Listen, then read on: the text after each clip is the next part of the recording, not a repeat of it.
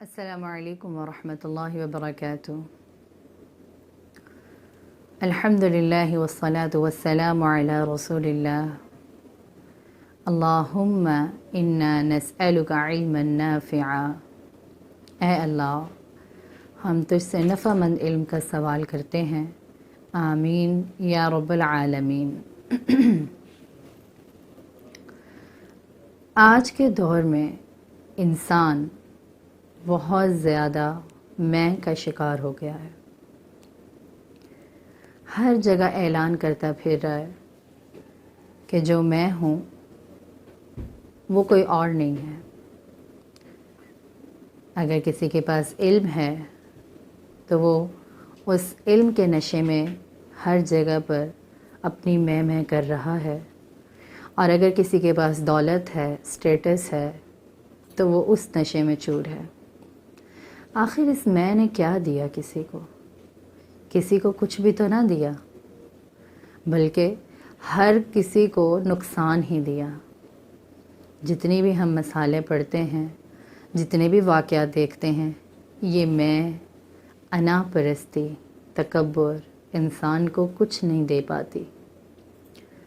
جہاں سے انسان اپنے آپ کو بڑا سمجھنا شروع کرتا ہے، اپنے آپ کو میں بول کر اپنے آپ کو اونچا سمجھتا ہے، وہیں سے انسان کا زوال شروع ہو جاتا ہے۔ شیطان نے بھی کیا کہا تھا؟ خلقتنی من نار وخلقتہ من طین۔ مجھے تو نے آگ سے پیدا کیا اور اس آدم کو علیہ السلام کو تو نے مٹی سے پیدا کیا، میں کیوں سجدہ کروں؟ اور پھر اللہ سبحانہ و تعالی نے ابلیس کو ہمیشہ کے لیے رجیم قرار دے دیا اور جہنم اس کا ٹھکانہ بنایا۔ اسی طرح فرعون، اس کے پاس طاقت تھی، اختیار تھا، بادشاہت تھی۔ کیا دعویٰ کیا تھا اس نے؟ انا ربکم الاعلی۔ اور اس کا حال کیا ہوا؟ اللہ نے اس کی ساری طاقت، اس کی ساری بادشاہت، اس کی ساری انا، غرور سب کے سامنے غرق کر دیا۔ اور اگر آج بھی کوئی دولت کے نشے میں چور ہے، آج بھی کوئی دولت کو ہی سب کچھ سمجھتا ہے اور دولت کے اختیارات میں وہ اپنے سے نیچے کو حقیر جانتا ہے، تو وہ یہ جان لے کہ قارون کے پاس بھی بہت خزانہ تھا۔ خزانوں کی بہت ساری چابیاں ہی اتنی زیادہ تھیں، انگنت خزانہ تھا اس کے پاس، اور وہ کیسے اللہ رب العزت نے اس کو ہلاک و تباہ کر دیا۔ حدیث قدسی میں ہے کہ اللہ تعالیٰ فرماتے ہیں، الکبر ردائی، تکبر میری چادر ہے، بڑائی میری چادر ہے۔ سو جس نے تکبر کیا گویا اس نے اللہ کی چادر کو کھینچا۔ ہم بہت فخر کے ساتھ چلتے ہیں، ہمارے پاس تھوڑا سا ہم خوبصورت ہوں، تھوڑا سا مال آ جائے، تھوڑا سا سٹیٹس آ جائے، ہم آکڑ کر زمین پر چلتے ہیں، اور ہم کسی دوسرے کو اہمیت نہیں دیتے۔ اللہ سبحانہ و تعالی قرآن میں کیا کہتے ہیں؟ إنك لن تخرق الأرض ولن تبلغ الجبال طولا۔ جتنا مرضی اکڑ کر زمین پر چل لو، زمین کو پھاڑ نہ سکو گے، اور جتنا مرضی اپنا سر اونچا کر کے چل لو، پہاڑوں کی بلندی تک نہ پہنچ پاؤ گے۔ تو یہ انسان کے اندر یہ جو تکبر اور اپنی خود پسندی، انا پرستی جو موجود ہے، یہ انسان کی اندر ایسے سمجھے کہ جیسے دیمک کا کیڑا جو ہے سب کو چاٹ جاتا ہے نا، یہ بھی برائی انسان کے دل کو چاٹ جاتی ہے، انسان کو تباہ کر دیتی ہے۔ آپ صلی اللہ علیہ وسلم نے فرمایا، جس شخص نے ایک رائی کے برابر بھی تکبر کیا وہ جنت میں داخل نہ ہوگا۔ تکبر کیا ہے؟ انا پرستی کیا ہے؟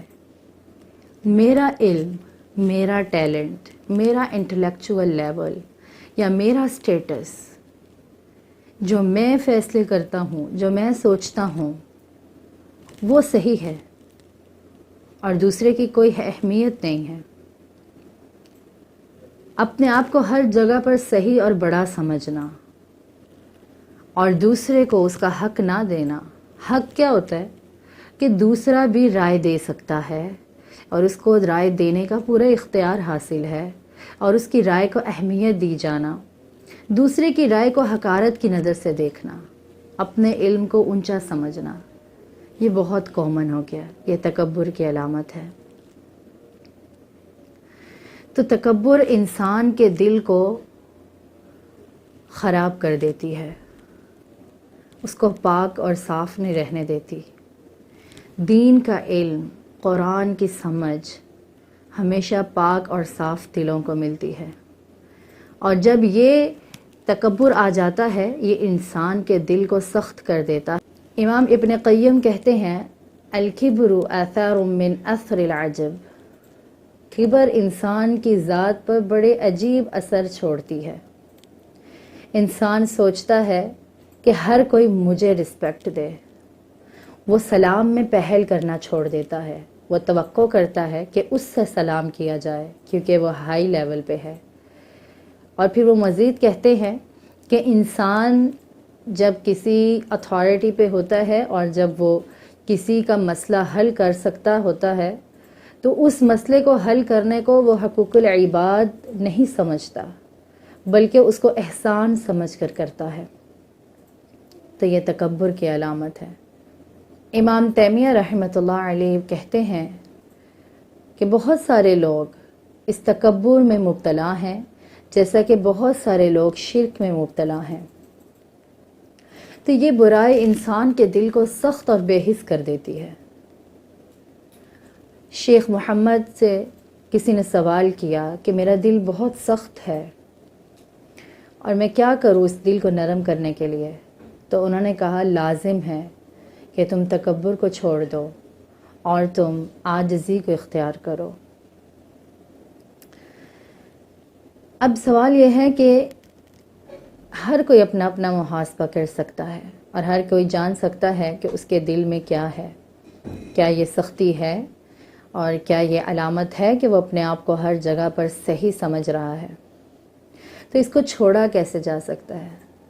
اس کے بارے میں اسکالرز کہتے ہیں کہ اگر کوئی انسان اپنے آپ کو بڑا سمجھنا شروع ہو گیا ہے، اپنے آپ کو اونچا سمجھنا شروع ہو گیا ہے اور وہ اپنے نفس کی اس چنگل سے نکل نہیں پا رہا، تو اسے چاہیے کہ وہ اللہ رب العزت کے 99 نیمز کا مطالعہ کرے اور دیکھے کہ اس اللہ رب العزت کے سامنے میری کیا اوقات ہے۔